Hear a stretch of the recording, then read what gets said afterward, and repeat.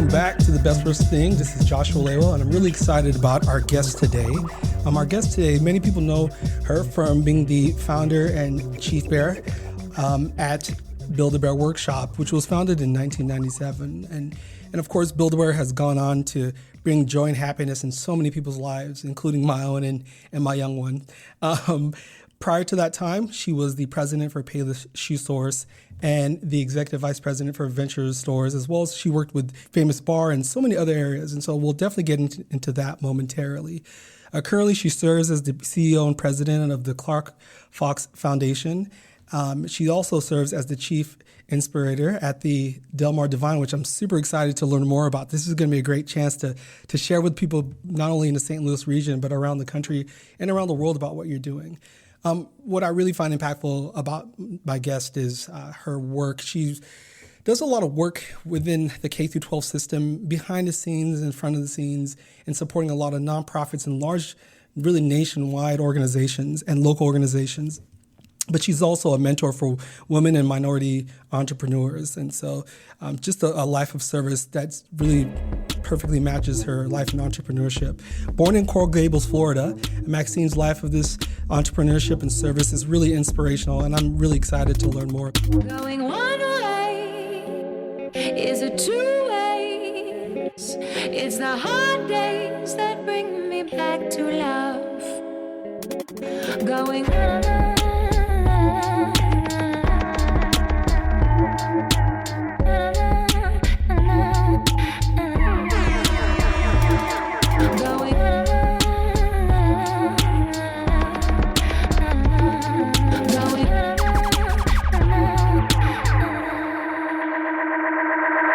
Welcome, Maxine Clark.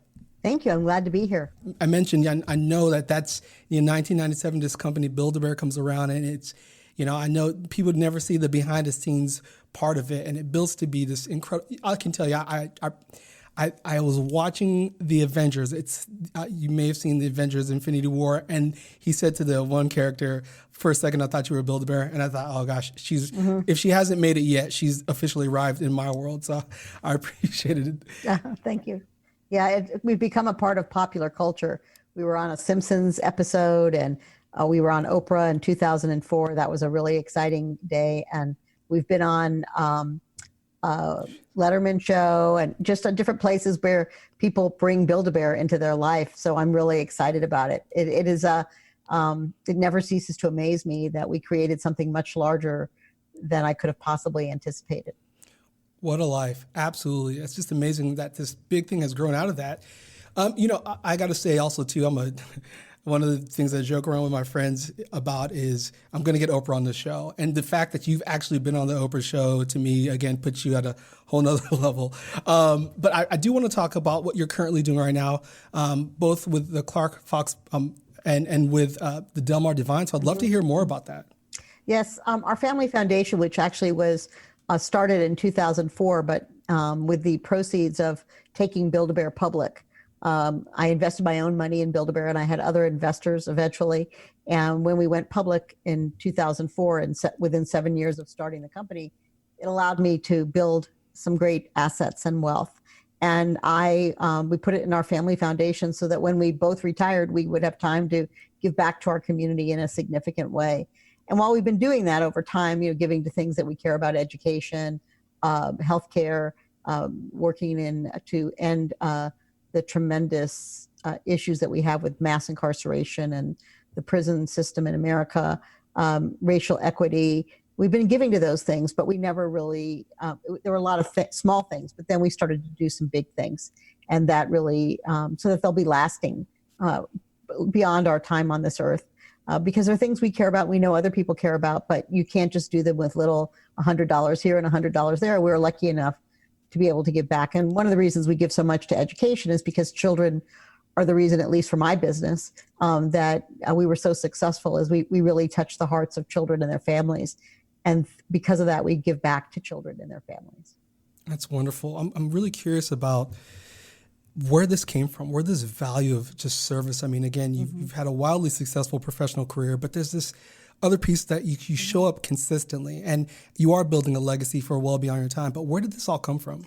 Well, it comes from a combination of things. I think we don't always know when they're happening to us. It's kind of, we don't have that aha moment right then and there. But my mother, my parents were first generation Americans. They had a high school education. And my father learned his trade in the military. He was an electrician.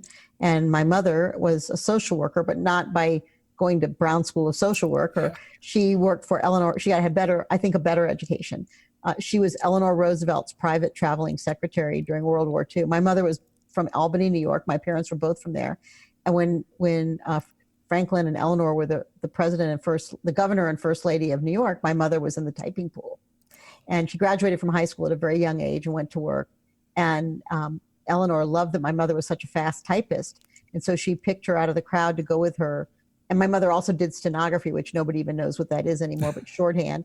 My mother went with her to Washington, and my father was in the military, so he went off to World War II. And my mother went to Washington, D.C., and she traveled with Eleanor Roosevelt wherever. She only worked when she traveled, but she traveled a lot. And they went to places like asylums and institutions where children were put away, like children that had different mental or physical disabilities. And she hated that. She just couldn't believe that they were doing this to children, that parents would actually send their children away, but there was no other way for them to acculturate them or to train them. There was no special education departments in schools. There was no way. And so Eleanor encouraged my mother, and several women friends of hers started a school in Miami called Hope School. And it was for children with Down syndrome, but it was called then Mongoloidism. And my mother and all these women across the country, it wasn't just one person, it just sort of happened at the same time. And all of these women found their power and their ability to make a difference and started these movements all across the country for sheltered workshops, for all kinds of, and so children stopped being institutionalized and their life expectancy became normal, like anybody else. And they were able to be many children, the most of the children actually, brought in, mainstreamed into society, into schools, into work. And so we now see a whole different, life for those children that have Down syndrome. So my mother was also always harping on charity and doing good. And even when I would roll my eyes at my mother, like most of us do, she would, my sister and I would get in the car with my mother on Saturday mornings and go to the school, even if it was just for a few hours. And I didn't really want to go all the time because I wanted to be with my friends. But once I got there and I saw the children always look forward to us coming, and they didn't see us as any different than them. And we would stay there for a few hours and do things with them. And then we would get in the car and come back home. And it just sat with me for a really long time that, that's what we're supposed to do. We're lucky to be put on this earth. And if we can do something for just one thing, all we have to do is one thing for someone else, we can make a difference. And fortunately, it isn't always about money, quite frankly. It's more about time than it is about money, because mentorship and caring about others is more of a time commitment than a money commitment. So that, and then I went to work for the May department stores out of college. And the May company was a very charitable company. And in fact, they had a matching gifts program. So I think they don't know how much that teaches people, but when I would give $100 to some charity, they would match it with another 100. So it became 200. And when I could give 500, it became 1,000. When I could give 1,000, it became 2,000. And so my gifts kept getting larger and larger because I worked for a company that valued my giving. And in fact, I remember a meeting I was at where my boss called me, the CEO of the company called out that I was the only one that had maxed out their matching gifts that year, because they set a limit. I think it was like, it started at 5,000, then I think it became 10, and that I was the only one that had used all my money. And I was not one of the highest paid people in the room at the time, that was for sure. So that calling me out on that on a positive way made me do more, because I saw that it was noticed and it was appreciated. And of course it was appreciated by the organization. So, lots of things in your life set examples for you. And I think that working for a great company like I did for so many years really just reinforced my parents and my teachers and my religious training, much more so. I mean, that actually brought it to life for me. And then when I was able to do more in our company at Build-A-Bear, we were, from day one, we started doing charitable things, making animals that gave, if you bought that animal, a certain percentage of that purchase went to a particular charity, whether it was wildlife, animal, dogs and cats in the Humane Society, whether it was children that had diseases, if it was literacy. We always made all the time. We had many, many animals that every time you bought one, you also were giving back to something good. And we wanted children to learn that as from their experience at Build-A-Bear. And we know that they did. We had many, many letters and many, many positive comments through the 23 years of Build-A-Bear being in business about what that meant to their family. That's amazing. So to me, it sounds like your mother was almost your original teacher, you know? Oh, definitely. She was a what do they say, a piece of work. My mother was a very strong person, and my mother was a civil rights activist also. And we had very many interesting friends in our family, and we stood up for many, many different rights, not just of the differently abled, as my mother would have called them, but for all people. And I learned at a very young age that there was no difference between me and anyone else, other than my white privilege. We weren't rich, but I had white privilege. And I was a woman before women were really being treated as equals. Still, we got a long way to go. So I have some empathy, but I could not walk in the experience of somebody who was African American or Hispanic or any other race or religion or race predominantly. And I, wanted to learn from everybody else. So that was another thing, is when you learn from other people, when you ask questions and share, sometimes that question can say, what do you want to know that for? That's none of your business. But other times it's one of those things that breaks down the door, that makes us friends, that makes us know each other, our vulnerabilities, and the things that we have in common.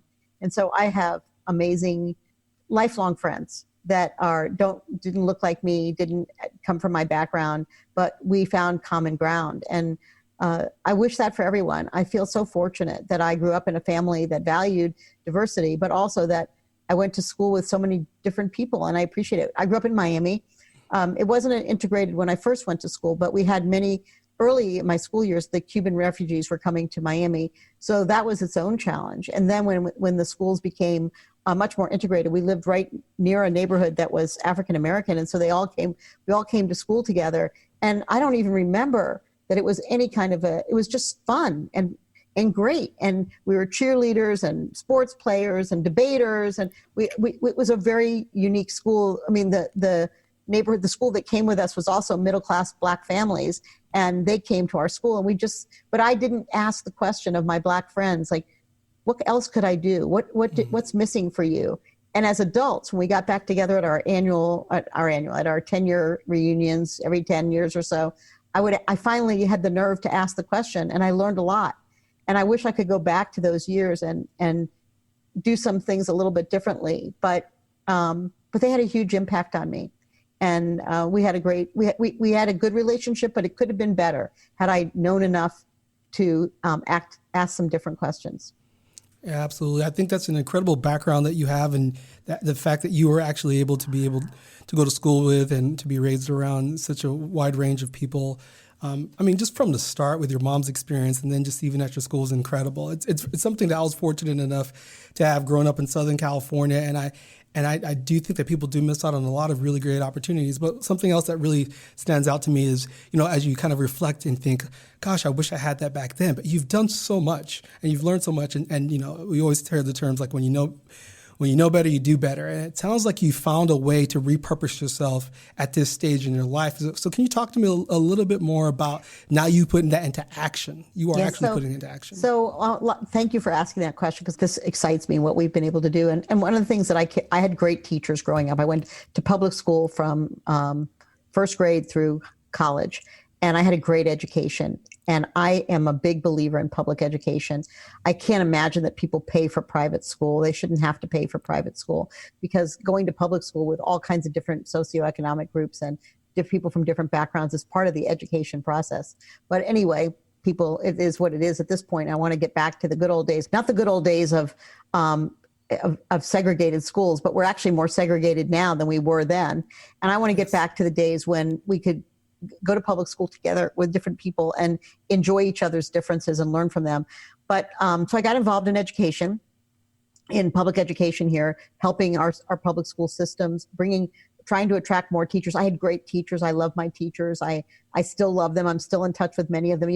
A funny story is that we always think our teachers are so much older than us, and I remember when I took Build-A-Bear public, I wanted to share some of the wealth with my teachers, because I would not have been where I was. And I had to find some of them, because I didn't, you knew them by their Mrs. Adams or Mrs. Smith, Mr. Rosnick, or whatever their names were. And I hired a private detective to help me find my journalism teacher, who was so special.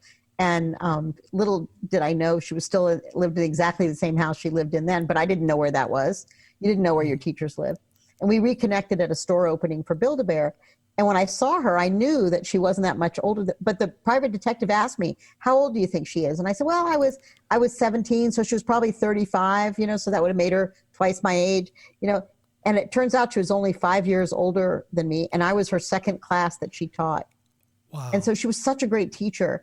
And when I got involved with Teach for America, which is a lot of young people who didn't necessarily intend to be teachers, my high school government teacher, Mr. Rosnick, who was a phenomenal teacher, turned out that he was a teacher for many years, and then he went back to law school and he became a judge. He was my government teacher. He was a fantastic government teacher, and he loved government and he loved the law, and he went to law school and he became a judge and created the family drug courts in Miami. So, you don't know exactly where how old your teachers are. They're younger than you think, and they're not so, archaic and old fashioned, and open your, use them to teach you. And they're not so far removed from your world. Maybe you think your parents are, but your teachers probably aren't.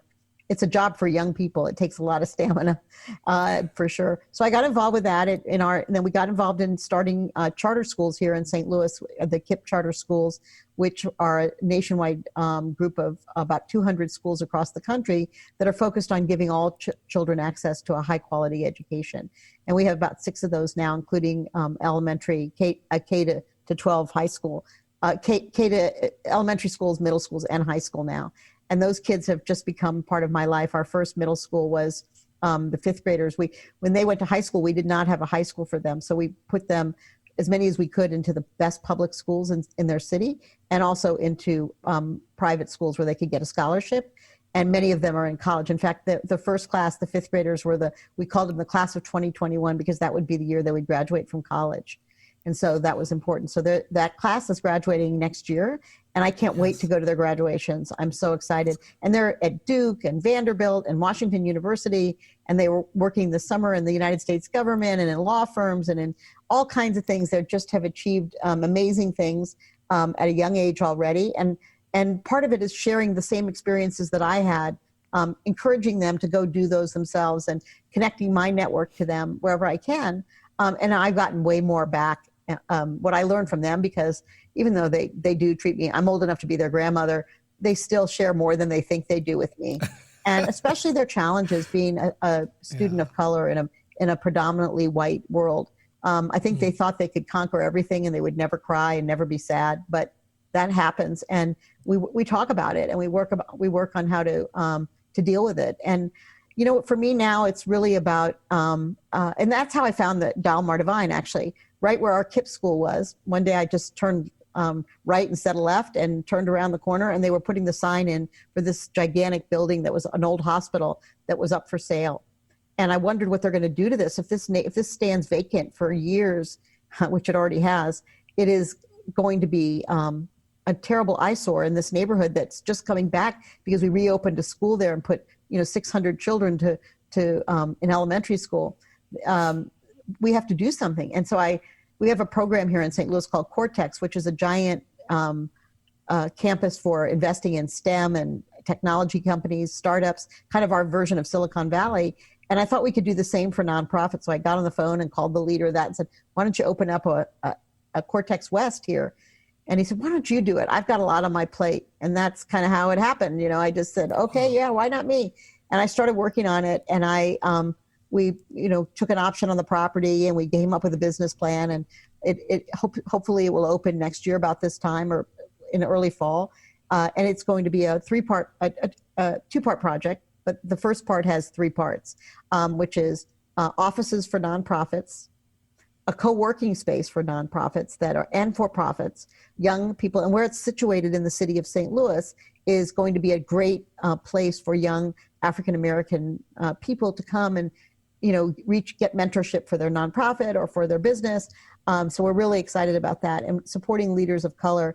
And then we'll have apartments, 150 apartments for teachers, nurses, social workers, those young, diverse professionals that want to live in a cool place but can't really afford it, because even in St. Louis, it's expensive to live on a teacher's salary. And then in the second phase, we're going to hopefully have an early childhood and maybe through elementary school that's high performing, really whatever the state of the art is at that moment, one that actually teaches African American history from the get-go. It is really important to me that we bring out the best history that we have, and that means the good, the bad, and the not so beautiful stuff that we have to talk about, so that we don't make those same mistakes again. I think that's what's happened to us. We never knew, and so we continued to make the same mistakes. It's not an excuse, but if we weren't taught that it was bad, how do we know that? Because we learn so much in school, we learn so much from our families. So I'm determined to that. But the best part about what I do now is, not that I'm old by any stretch of the imagination, at least not in my mind, in my chronological years. Somebody might say yes, but I want to invest in young people. I don't want to dump it on them, but I want to empower them because they know what they want and what they need, just like I did when I was their age. And at least I thought I did. And I wanted to go to work at it. And people didn't necessarily give me that seat at the table right away. And so I don't want to make those mistakes because I think they know a lot more than I did at their age. And so I'm out there trying to invest invest financially, yes, but meaning invest my time, my experience in these incredibly talented young people who want to make a difference in the world. And one of the ways you invest is you listen and you learn and you challenge and you listen again and you hear it back again and you say, okay, I might not do it that way, but I get why you want to do it that way. Go for it. And we'll see what happens. And right now there's lots of ways to go about solving a problem. We have a lot of problems and lots of things to solve. We always have, and we probably always will, but we're not going to do it. My generation is not going to do it. We need the younger generation, and they need they may not think they need us. Like I didn't think I needed anybody older than me either, but they do. But they don't necessarily need us telling them what to do. They need us listening and maybe giving them a few hints and connections, making those connections for them that we had. And that's really a big opportunity, I think. So that's amazing that you said that. You know, it stands out to me, the idea of actually listening to them, listening to these young people and their experiences and building off of that. I think this Del Mar Divine is going to be a great opportunity here locally in St. Louis for a community that has no shortage of need, but has a lot of creative and really ambitious people, of a community that values education and wants to do better for itself. And so what a gift. But I want to go back to that point about listening to these young people, because I was watching an interview of you earlier when you talked about when you founded Build-A-Bear and listening to a young person. Mm-hmm. That was our board of directors. The inspiration. That was the board of directors. Can you tell us a little bit about that? Yeah. Well, I am. I guess it's because I'm only 4'10"ish, that I can see eye to eye with children. But I had a wonderful childhood, and I think every adult needs to make sure that they can go backwards and have a good childhood. It's not. There's so many things that affect us, but I had a good upbringing, and I want that for all children. And I love being around children because they don't have any preconceived notions. They ask you a ton of questions. If you let them, they'll ask you questions all day long. And so I think that's good. I want to encourage curiosity because I was I still am. I'm the first person in any meeting room that raises their hand. I have a question. And they all know, oh God, here goes another question about education or another question about young people, or, I'm a pretty much a broken record. But I want to encourage that. I don't want to discourage it. And sometimes when you're growing up, people tell you, your parents say, listen, better to be seen and not heard, show respect. And, sometimes the kids bursting with a question, but they just don't think they can ask it. And I can kind of see that in the eyes of kids because I'm at the same height, so I see that and I want to inspire that. The other is I learned so much, and it makes me realize that I'm not as old as I think I am, because my ideas aren't that far off. I'll say, I wonder what they're thinking about. And they'll tell me, and I'll go, I agree with that. That's exactly what I would have done. It makes me feel like I'm not so out of date. And I think that's what happens to a lot of us. We get so far removed from reality and from each other. And we look at everything through different, whatever lens we're supposed to, whatever age we are. And I think that's the worst thing we can do. I just really feel that I'm very, very fortunate to have so many young friends, and also to have older friends that are older. So we sort of fit in the middle, and they both give a lot to the table. So for me, that's joyful. It is totally joyful. I would much rather be with kids than with adults. So, and I used to, when I was a kid, wanted to be with the adults, I would always be snooping in my parents' friends' conversation. But, what goes around comes around, I guess. And then but we have so many smart and talented people. One of the things that I get when I'm, in my community work that I do is get to meet these young people. But another project that I'm engaged in is about maybe 6 or 7 years ago, we brought to St. Louis the Network for Teaching Entrepreneurship, which operates out of the high schools in the city in North County that are, and teaches the entrepreneurial spirit. And so I've met these young people that invent products and services that are unbelievable. And I wish I could invest in every single one of them. I wish they were already through college or through whatever their high school is, so they could go do it. But it isn't so much about doing the business, it's about the thinking process that you go through in thinking about entrepreneurship. But I've met so much talent, and St. Louis could be one of the biggest cities in the country if we unleash that talent. And that's what I want to do. I want to give them the power and introduce them to people who can invest in them, who really have the skill set that they need, whether it's technology, it might be retail, I can help on that. It might be some kind of science, medicine and bioscience. And I was it just excites me to listen to them, because that's what's possible. And the world can be a much better place. And it's not maybe a little bit Pollyanna, but maybe the 20-year-old kid's not going to make it all the way to this billionaire job. And not every job has to be billionaires. We can be very successful without being billionaires. I'm not a billionaire. Most of the successful people in America are not billionaires, and certainly not the happy people. So I think we have a lot of opportunity there's a lot of room there to be successful. And then also trying to help them. They say, "Oh, what can I do to pay you back? What can I do?" Just pay it forward. When you get the opportunity, when you're in a position, just do the same thing. And I know they will. I know they're that kind of young people that really have a heart that's what they want to be successful for. They don't want to just be successful for them. They have their own family they want to support, but they also have their community that they want to look up to them and to give back to the community. So that's the name of the game. That's capitalism at its best. That's great. Very, very powerful. So I want to just take a second here before we transition to the last question. It's the best worst thing, so we'll be right back. No sleep, only for the weary. Don't speak, let your dreams escape. Nothing that I can say or do can take away my pain for you. Taming the beast is not so easy now. All right. So as you know, Maxine, this podcast is called the Best Worst Thing Podcast. It's just this idea about naming a personal or professional experience where there was a setback or a challenge, and you finding your way through it. So if you could think about that and maybe tell us that story of what your best worst thing was and the lessons you learned along the way that you'd love for other people to take away from this conversation. Well, there's really been many. I mean, I think that the way you learn is by making mistakes, because if everything goes like, rosy all the time, you don't even realize what you don't know. You just think you know everything. So there's lots of mistakes all along the way, like things that I thought at the time that were, when I was a little girl, when I was just in kindergarten, they changed the age that you started first grade. So I had to go to kindergarten twice. And really, you didn't even need to go to kindergarten then. But I was really sad. I thought that was like the end of the earth. I remember like crying, and just couldn't sleep at night. And my teacher, who I had the same teacher, she made me her assistant in her classroom, and she made me like the leader of the class. And that has its own challenges when you're 5 and 6 years old. But that helped me see that it wasn't such a bad thing, I wasn't failing, I was actually succeeding.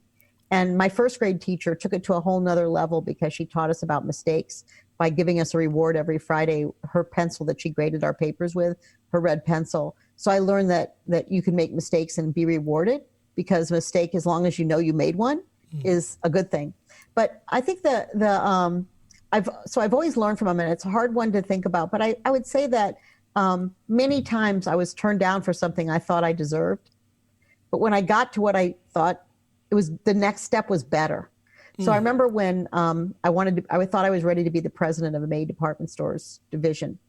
And 2 other men were picked before me, and they weren't nearly as good as I was, I thought. And I kind of in my head said, it's just because they're men and all that. And then the opportunity to be the president of Payless Shoe Source came along, which was the biggest division of the May Company. I loved shoes. I I love shoes. It was one thing I could buy and I didn't have to fix it because I could just put them on and walk out and wearing a whole new pair of shoes. So for me, shoes was a really big deal.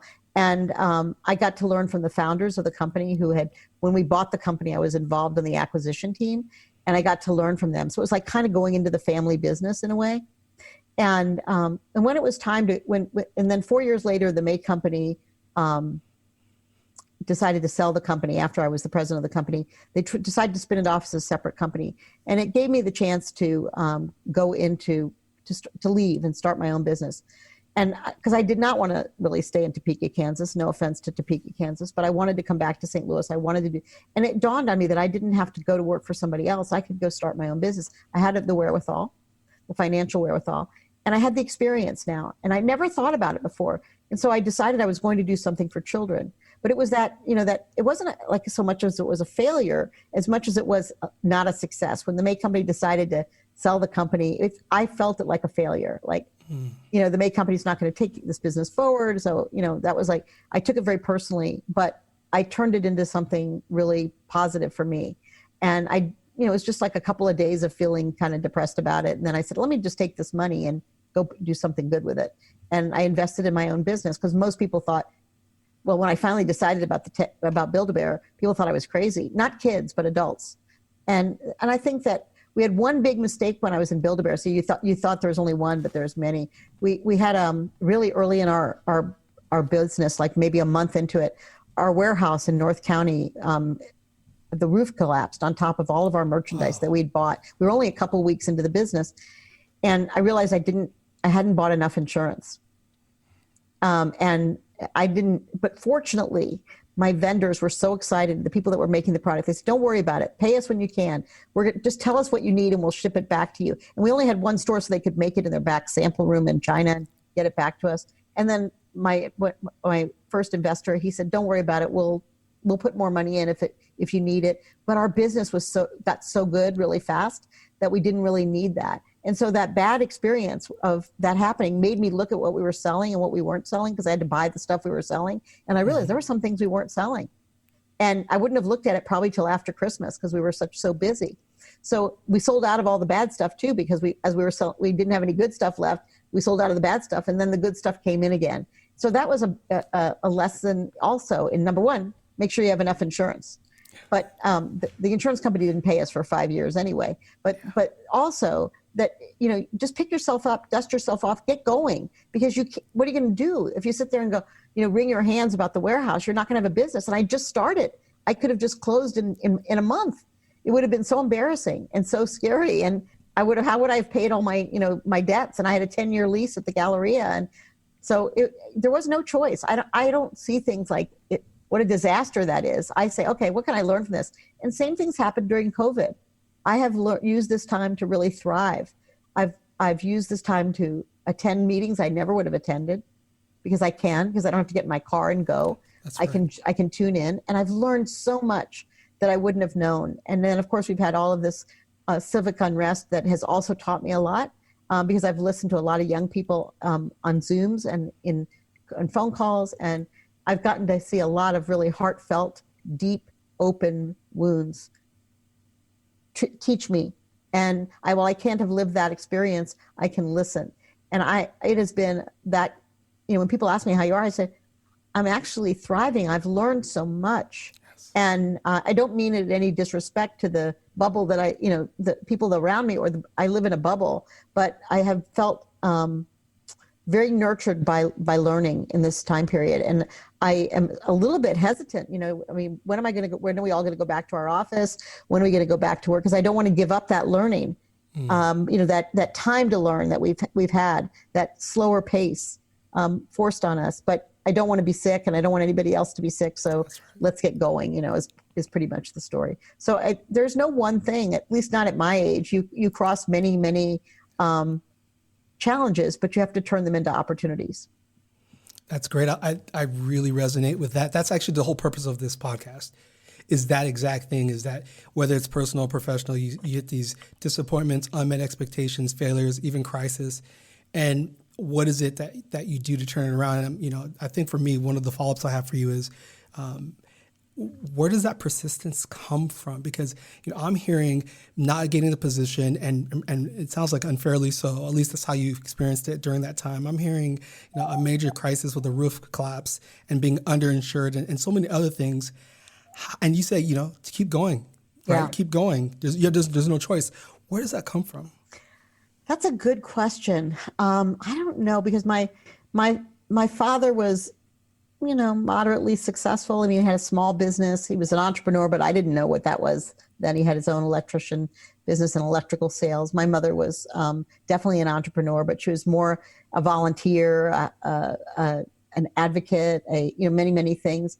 And I just have, from a very young age, looked up to people and seen what they have. And it's not about envy, although maybe a little bit. It's more about aspiration. And how do you get where you think you want to go? And sometimes you get there and you realize that wasn't so hot. What was so great about that? And so you pivot and you can turn. And I've had many of those experiences. Like when I got to be the president of Payless, it was a wonderful thing, but it wasn't what I thought it was going to be. I couldn't really turn, it was such a big business. I couldn't turn it around on a dime. I couldn't change the entire culture of the company. But when I started Build-A-Bear, I could. But if I hadn't had that Payless experience, I wouldn't have even realized that probably. That's right. So I think that I'm also, a very optimistic person. And I think that was taught to me by my family, that there was so much opportunity out there. I never felt, when I think about an animal that I might relate to, it's a giraffe who's not 4'10". Giraffes are always looking over and they can see everything. And they're kind of like just chomping on the trees and, getting a look at the world. And I kind of feel like that too. I've learned a lot just from paying attention. And, I just feel like I don't know any other way. I just don't. My parents were, not unsuccessful, but not, rich or corporate executives or any of that. They were just good people.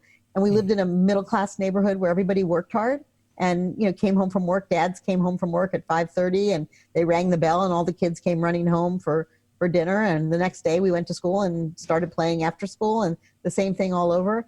Just good values, I think, good American values. And we've lost our way in some of those things. I think the idea of neighborhoods, and St. Louis has so many incredible neighborhoods. I don't want to tear down the neighborhoods. I want to unite them and bring them back to life because I think they have such beautiful history. And I didn't grow up here, but I cared about my high school too. In Miami, we didn't have the same, history of asking what high school you went to. But when you found out where somebody lived, you said, my cousin went to that high school. Did you know my cousin? And we had huge high schools. I mean, huge.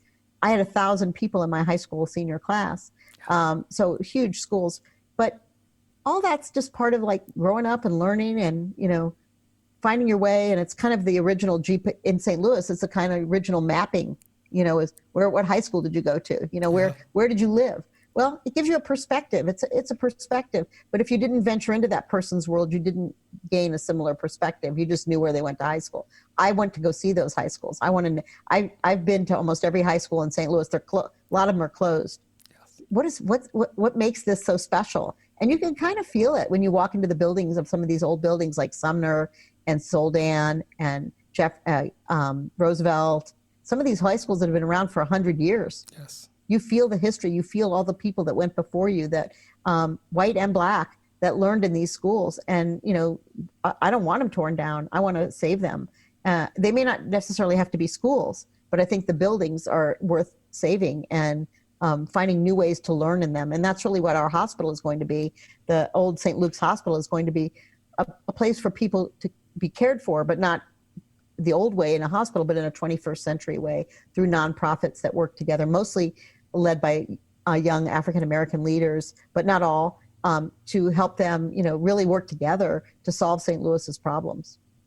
That's wonderful. I think the persistence that you're sharing, the connecting to the history, and in fact, even physically, the idea of persisting with these buildings and their history and carrying them on and being repurposed is amazing. I think you've also repurposed your life as well, going from the corporate sector into this other world where you are making a difference in other ways.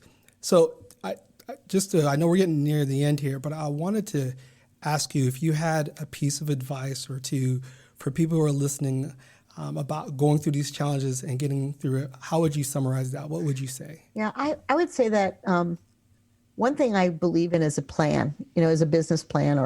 I kept a diary when I was a little girl, and I can pull out that diary and I can read the pages, and it could be from 1966, and I read it and I know exactly what I was thinking, and I could see myself coming to be the person I am today.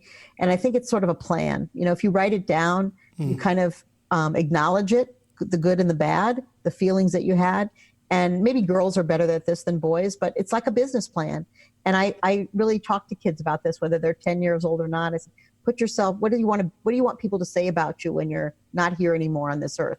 What do you want your tombstone to say? And they'll go, oh, what does that mean? And then, I said, then let's put that down. And then let's go back and put your baby pictures in. And where did your name come from? Ask your parents where your name came from. And then in the middle, put your, where you are today. Not quite the middle, depends on what age they are. Usually we start about this with the 10-year-olds. But, put yourself there and take one of those black composition books, that you have in school, and then keep adding to it and putting down your thoughts. And it only belongs to you. Nobody will see it. You can use an eraser. Don't do it on a computer. You could do it on a computer, but I say don't do it on a computer. Write it down, glue down your pictures, put the souvenirs that you remember from something, and put them in there so that when you're 10 years from now, you remember that you did that. And why you did it. And maybe you're going to do something else for that same exact reason, but you'd forgotten it. And I think it's a plan, and it's not, you got to convince yourself first before you convince others that what you're doing is worth it. Whether it's, something that you want to do as a business or as a charity or as an educational prospect. And if you're not convinced, then no one else is going to believe you. So that's what I call a plan. And I didn't realize when I was keeping my diary that it was really a plan, but it was a in time plan, going on in real time. And when I look back on it, I'm just sort of astounded that I had a similar thought yesterday to a thought I might have had 50 years ago. How is that possible? And I had so much different experience now, but you are who you say you are. And, I think that is another reason when you write it down, it kind of becomes something a part of you, the good and the bad. I mean, I did some things. My mother would have, washed my mouth out with soap. I said bad things. I remember telling my mother to shut up. And my father punished me for a week. And, I'll never forget those things. They were, but you have to do them in order to know they're wrong to do. You have to take a risk. And, it makes you mad, it makes you angry, it makes you happy, whatever it is. And acknowledge it, put it down, write it down. And so you remember it. And I always had that, I think I was, when I was a little girl, I read the Diary of Anne Frank, and it had a big impact on me of trying to be remembered, even if you're not here anymore. And so, but for me, it was more than that. It was about not wanting to forget that idea that I had when I was 10, by the time I was 20, because I had some pretty good ideas. Looking back on them, some of them were silly, but some of them were really good. And my teddy bear, Teddy, who I lost when I was 10 years old, had a huge impact on me. And so, who knows, maybe that's the real inspiration behind Build-A-Bear was my teddy bear, cleverly named Teddy. Kids today name their bears very creative names, but he was really important to me. And I see that in every child that makes a bear at Build-A-Bear, that it's very important to them. So I hope they have as good a life as I had. Half as good would be good, because it's been a great life. And it's going on, thank goodness, but there's much more to do. And I want to do it through the eyes of young people like yourself and others who are changing the world. That's what a wonderful note to end on. Can I just say a couple of things that really stand out to me here? Sure. These are all quotables for sure. You are who you say you are. This idea of writing it down being so powerful and important, really being almost your personal business plan for yourself. And you have to convince yourself first before you convince others. And I think those are very, very concrete and powerful things that people can really focus in on if they want to attain any level of happiness and success. And so I think you are a wonderful example of that, and you continue to be that to us, not only here locally, but nationally and globally. So thank you. Thank you so much for being here. It's wonderful to meet you, Josh. Thank you, Joshua. Thank you for listening to the Best Worst Thing podcast. I'm your host, Joshua Layla. Music is produced by DJ Josh1. You can follow him at Boom Note on Instagram and Twitter, and Josh1 on Spotify. The Best Worst Thing podcast is edited by Cool Jets Audio and Visual. You can find them at Cool Jets AV on Instagram. Our marketing is designed by Francesca Daniels. You can find her at FrankandKitty24 on Instagram.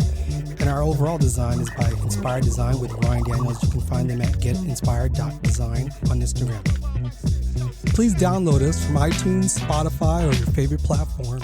And remember to share us with your friends, especially those people you think really need us in their life. Don't forget to give us a 5-star review. Thank you for listening to The Best Worst Thing. The cool Cali kid from the boondocks. Bounce to your hood like Chaka with a crime on. Independent thing to play a beat, I get my rhyme on. So when I strut on a path to perfection, city to your borough, to your town, to your streets. Keep your party live, Josh One got beats out of nature. Grazer, Oakland, strays to Asia. It's like Frasier, force of Fantasia. Move to your suburb, hype.